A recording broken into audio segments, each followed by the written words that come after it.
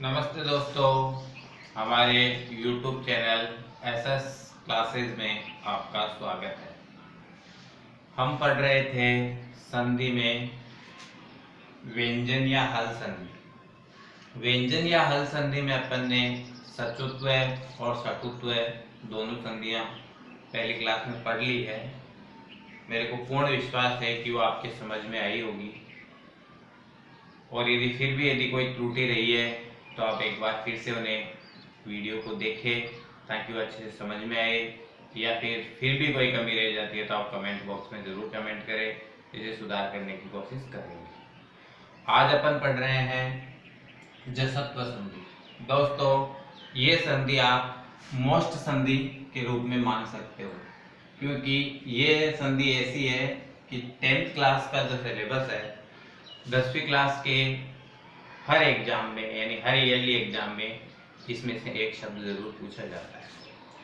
अब जशत्व संधि क्या होती है, यानी मैंने आपको कल भी बताया था कि जो संधि है वो नाम के अनुसार चलती है। जैसे ये जशत्व संधि जलाम जशोन्ते, यानी कहने का मतलब क्या हुआ कि किसी भी शब्द का जब अपन संधि विच्छेद करेंगे तो प्रथम पद के अंत में किसी भी वर्ग का पहला, दूसरा, तीसरा, चौथा वर्ण हो, या फिर श, श या है में से कोई वर्ण हो तो, और द्वितीय पद के आदि में तीसरा या चौथा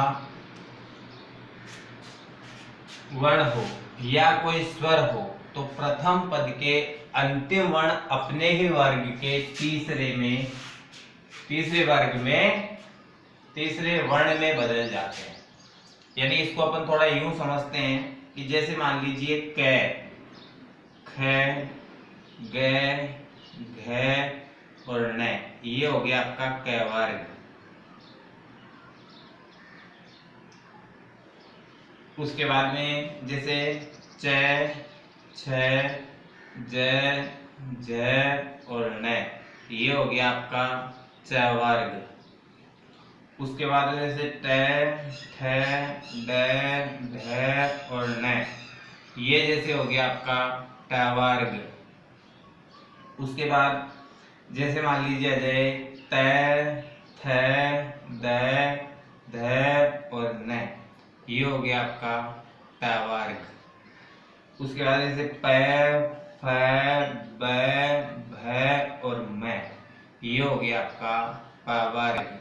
तो दोस्तों, पांचों जो वर्ण होते हैं इन वर्णों को अपन वर्ग कह देते हैं, जो पहले अक्षर के अनुसार इनका नाम होता है। यानी क से लेकर के और ये संपूर्ण जो पांचों वर्ण हैं ये क वर्ग में हो गए। पहला वर्ण क है तो यहाँ पे इसका नाम क वर्ग दे दिया गया। ये च वर्ग हो गए, ये ट वर्ग हो गया, और ये हो गया आपका त वर्ग, और ये हो गया आपका प वर्ग। अब ये तो आपके पहले तो ये वर्ग समझ में आया।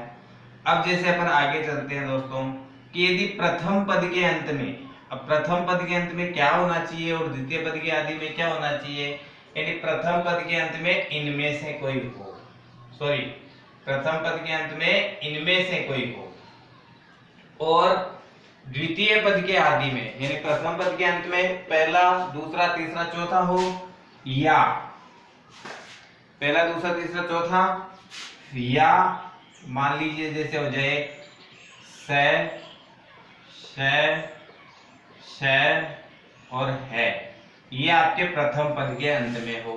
और द्वितीय पद के आदि में क्या क्या हो, जैसे तीसरा, चौथा, जैसे हो जाए क, ये ग, घ, ज, झ, न, ड़, द, ध और ब और भ, या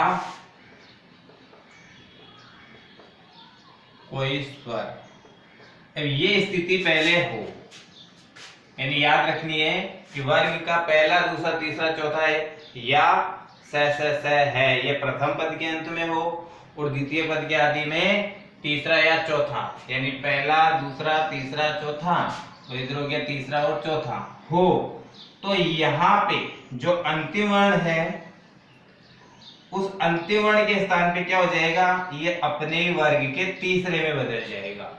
यानी कहने का मतलब कि जैसे इनमें से कोई है तो ग बन जाएगा, इनमें से कोई है तो ज बन जाएगा। यानी कहने का मतलब ये तीसरे के रूप में बन जाएंगे। जैसे अब अपन देखते हैं वाक धन ईस। वाक में क्या है, अंतिम वर्ण क है और इसका तीसरा वर्ण क्या बनता है, ग बनता है। तो क का क्या बना देंगे, ग बना देंगे। तो क्या बन जाएगा, वा, ये बन गया आपका ग आधा, ई मात्रा जोड़ दी इसमें तो वागी और ये श। आया कुछ समझ में। दूसरा देखिए जैसे जगत है, अब अंत में क्या है, तय, और द्वितीय पद में क्या है, स्वर। तो अपन ने यहाँ लिखा है ना कोई स्वर हो द्वितीय पद में। तो जगत धन ईश्वर, अब तय का तीसरा कौन सा बनता है, तो द बनता है। तो यहाँ पे क्या बन जाएगा, जय ग द, तय का द बन गया और ई और श, ये बन गया आपका जगदीश। अब उसके बाद स ट, ये रहा ट, और आगे क्या है, स्वर है। तो ट का क्या बन जाएगा, ड। तो क्या बन जाएगा, स ड, आगे आगे मात्रा है तो स डा, आगे न, ये सड़ानन बन गया। आ रहा है समझ में। अगला देखिए तो ये दिक धन गज, इसमें क है, क का तीसरा क्या बनता है, ग। तो क्या बना देंगे, दी, ये ग और ये ज, दिग्गज। उसके बाद जैसे सट, तो ट वापस आ गया, ट का ड, तो क्या बन जाएगा, स ड दर्शनम। उसके बाद आगे देखो त है, अब त का तीसरा वापस देखते हैं तो दही बनता है। तो क्या बन जाएगा, का, ला और त का द, आगे एक ही मात्रा है ए और व, काला देव। तो इस तरह से आपको समझ में, यानी इसमें ज्यादा कुछ ध्यान नहीं रखना है, इतना सा आपको समझ लेना है कि प्रथम पद के अंत में पहला, दूसरा, तीसरा, चौथा या फिर श या है में से कोई वर्ण हो, और द्वितीय पद में पहला या तीसरा या चौथा या कोई स्वर हो, तो प्रथम पद का जो अंतिम वर्ण है वो अपने ही वर्ग के तीसरे में बदल जाता है। और तीसरा कौन सा होता है, ज, ब, ग, ड़ और ज, ब, ग, ड़, सॉरी इसमें से अपन देख लेते हैं। तीसरा वर्ण हो गया ग, ज, ड़, ड और ब, यानी इन शब्दों को अपने को याद रखना है, ज, ब, ग, ड़ और द, स, जब गढ़ दस, ऐसे याद रख सकते हो आप इसको। यानी ये तीसरे वर्ण होते हैं, ये अपने ही वर्ग के तीसरे में बदल जाते हैं। अपने ही वर्ग का मतलब क्या हुआ कि जैसे मान लीजिए क वर्ग है, तो क वर्ग में कौन कौन से वर्ण आते हैं, क, ख, ग, घ, ये और न, ये पांचों क वर्ग के होते हैं। अब इनमें से चाहे कोई सा भी हो, बनेगा कौन सा, तीसरा। तो तीसरा कौन सा होता है, ग। तो इस तरह से होती है जसत्व संधि। अब अपन पढ़ रहे हैं, सीधी भाषा में बात करते हैं। यानी किसी भी शब्द का जब संधि विच्छेद करते हैं तो प्रथम पद में पहला, दूसरा, तीसरा, चौथा वर्ण हो या श हो। यानी जो चीज अभी अपन ने पढ़ी थी जसत्व में भी ऐसी ही थी, यानी पहला, दूसरा, तीसरा, चौथा। उसके बाद में जैसे हो आपका स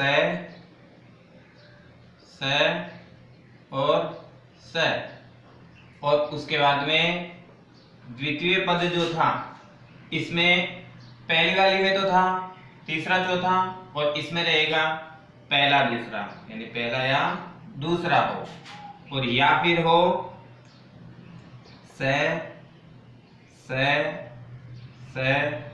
इनमें से कोई वर्ण हो, तो ये अपने ही वर्ग के पहले में बदल जाती है।